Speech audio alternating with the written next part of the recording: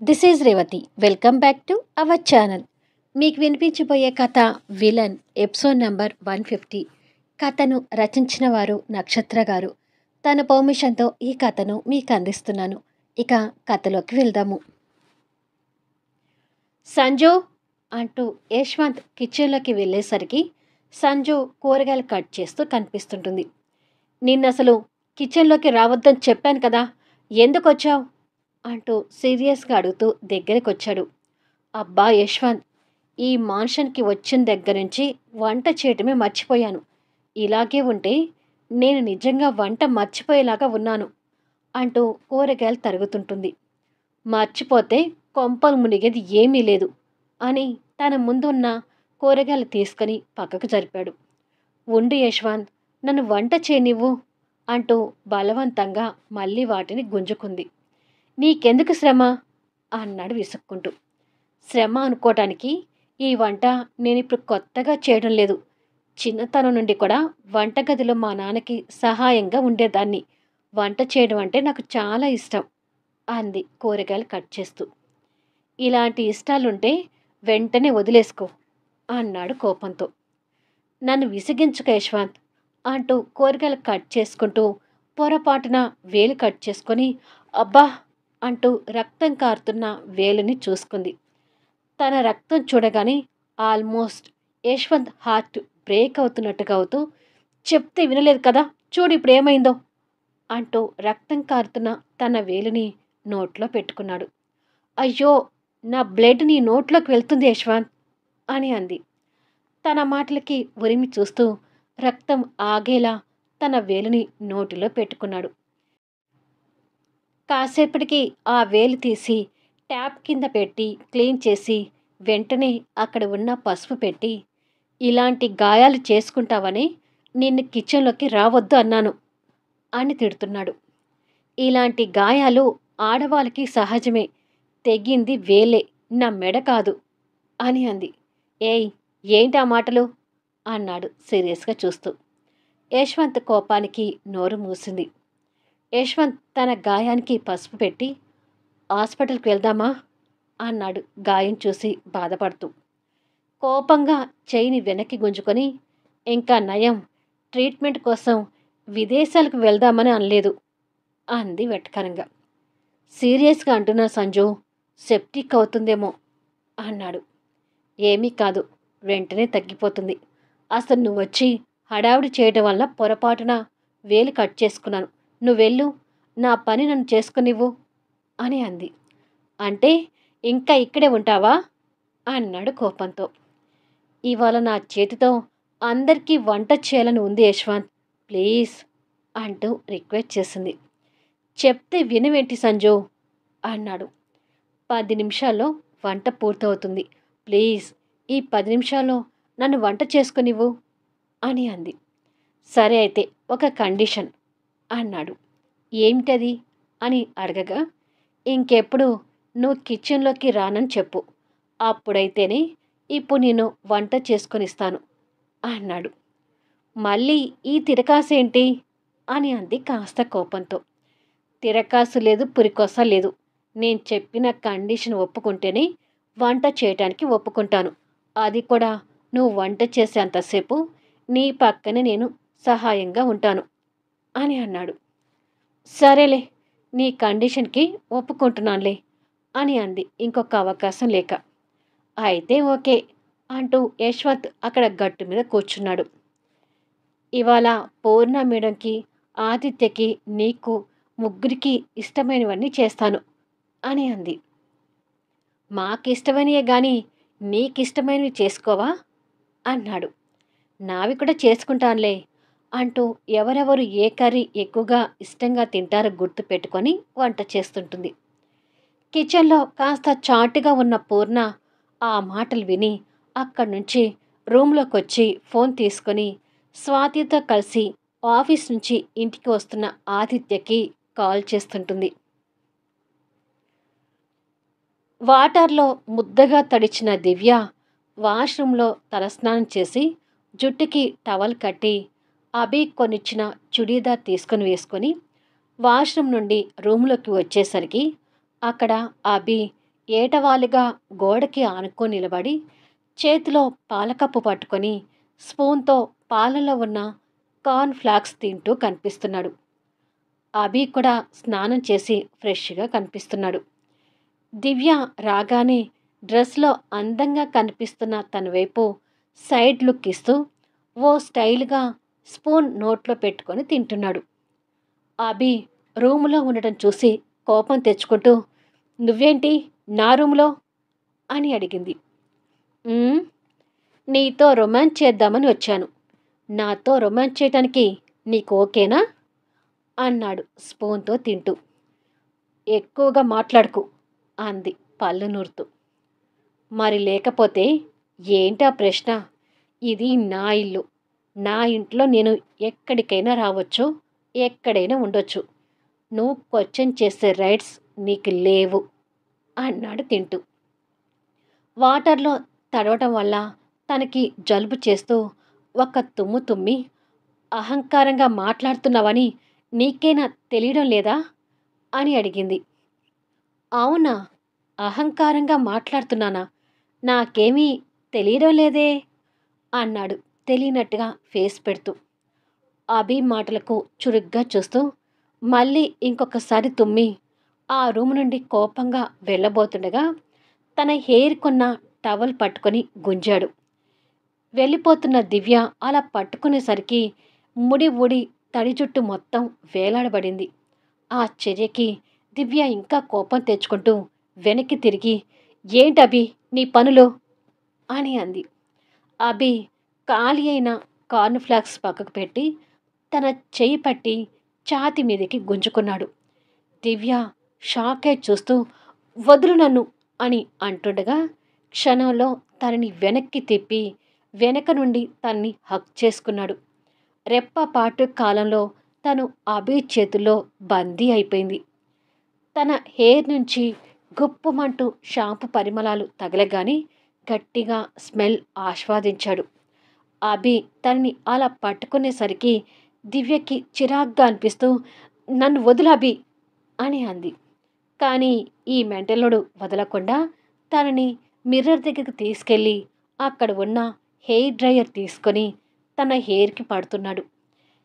దివ్యకి అదంతా చిరాగ్గా అనిపిస్తూ, ముందు నన్ను వదులు అభి అంటూ తన నడుం చుట్టూ ఉన్న అభి చేతుల్ని విడిపించుకోవాలని ప్రయత్నం చేస్తున్నా అభి ఒక చేత్తో తనని గట్టిగా బంధించి పట్టుకొని ఇంకొక చేత్తో తన హెయిర్ని డ్రై చేస్తున్నాడు. దివ్య ఎంత విడిపించుకోవాలన్నా అభి బలం ముందు తను విడిపించుకోలేకపోతుంటుంది. తన హెయిర్ అంతా ఆరిపోయాక తనని వదిలేసి అక్కడ బెడ్ మీదకి నెట్టేశాడు. దివ్య వచ్చి చెదిరిన జుట్టుతో బెడ్ మీద పడింది. ఆ పక్కనే టీ స్టాండ్ మీద పాల గ్లాస్ ఉండడం తనకి కనిపిస్తుంది. అభి ముందుకు తిరిగి కోపంగా చూస్తూ, ఏంటిదంతా అని అడిగింది దివ్య. అభి దగ్గరికొచ్చి డ్రయర్ తన చేతిలో పెట్టి, నీకు జలుబు చేసి జ్వరం తెచ్చుకొని ఆరోగ్యం పాడైతే ఇంట్లో పనులు ఎవరు చేస్తారనుకున్నావు అని అడిగాడు.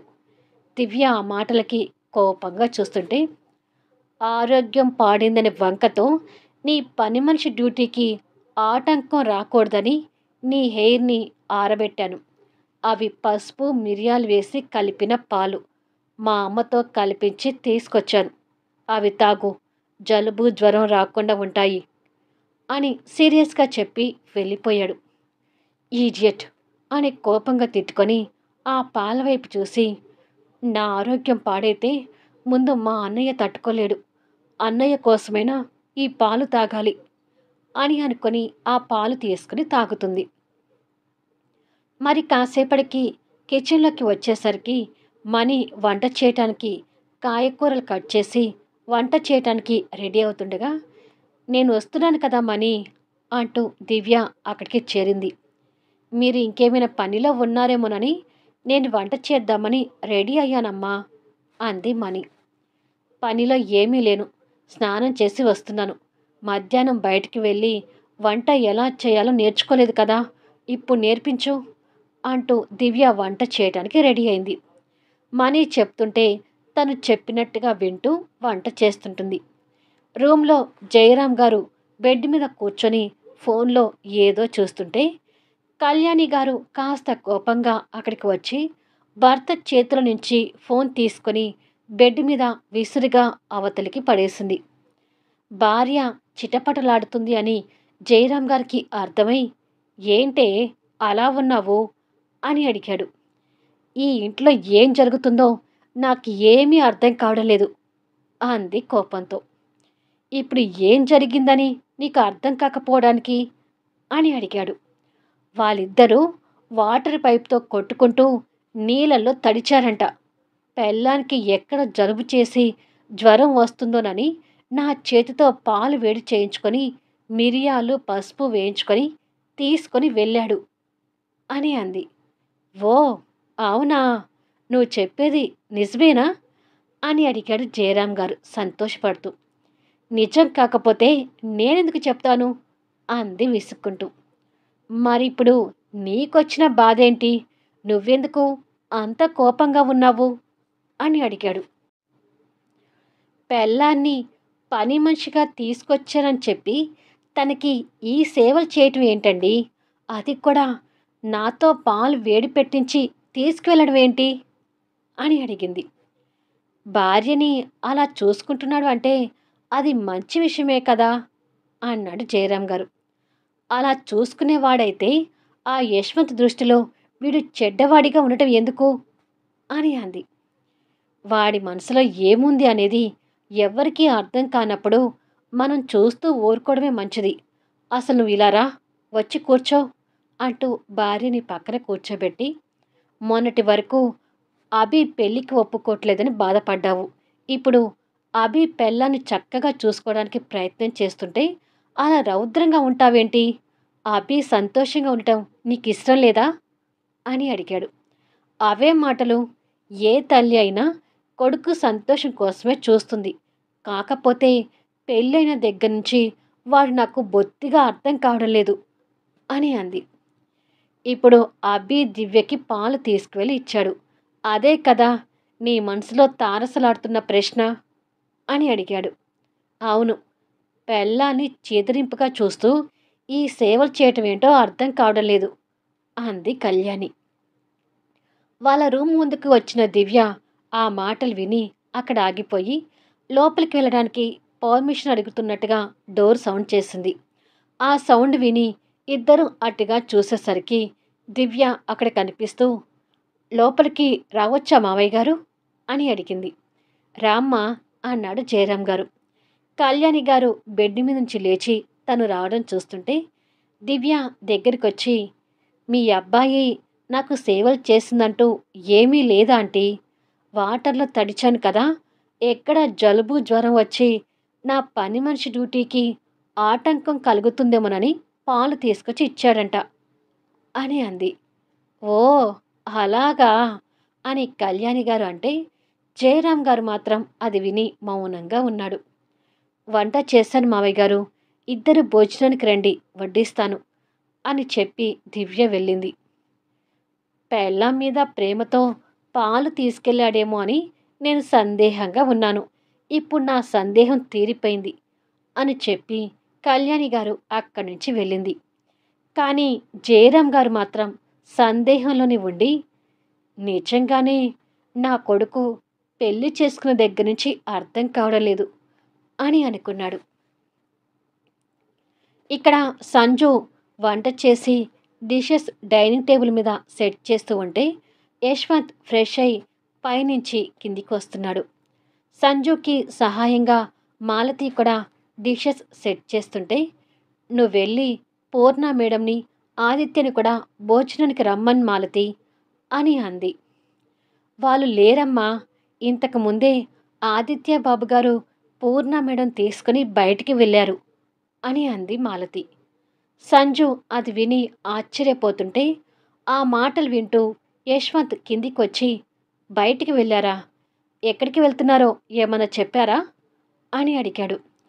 చెప్పలేదు సార్, ఆదిత్య బాబు గారు ఆఫీస్ నుండి వచ్చి ఫ్రెష్ అయి పూర్ణ మేడంని తీసుకొని బయటికి వెళ్ళారు అని తనకు తెలిసినంత వరకు చెప్పింది మాలతి. ఏదైనా అవసరం ఉండి బయటికి వెళ్ళారేమో యశ్వంత్. డిన్నర్ టైం అవుతుంది కదా, త్వరగా రమ్మని ఫోన్ చేయి. వేడిగా ఉన్నప్పుడే భోజనం చేస్తారు అంది సంజు. సరే అంటూ యశ్వంత్ పాకెట్ల నుండి ఫోన్ తీశాడు. అదే సమయంలో ఓ రెస్టారెంట్లో పూర్ణ, ఆదిత్య కూర్చొని భోజనం చేస్తుంటారు. ఎప్పుడూ లేనిది ఈరోజు డిన్నర్‌కి బయటకు తీసుకువెళ్ళమని అడిగావేంటమ్మా? అది కూడా నన్ను అన్నయ్యకి చెప్పనివ్వకుండా బయటికి తీసుకొచ్చావేంటి? అని అడిగాడు ఆదిత్య. కారణం ఉందిరా. ఇవాళ వంట ఆ సంజు చేసింది. తన వంట తినడం ఇష్టం లేక బయటికి వెళ్ళి తిందామని నీకు ఫోన్ చేశాను అంది పూర్ణ. అవునా? అసలు ఆవిడెందుకు కిచెన్‌లోకి వెళ్ళింది? అని అడిగాడు. ఆవిడకి వంట చేయాలనిపించి వెళ్ళిందంట. అబ్బో! ఆవిడ వంట చేస్తుంటే మీ అన్నయ్యని చూడాలి.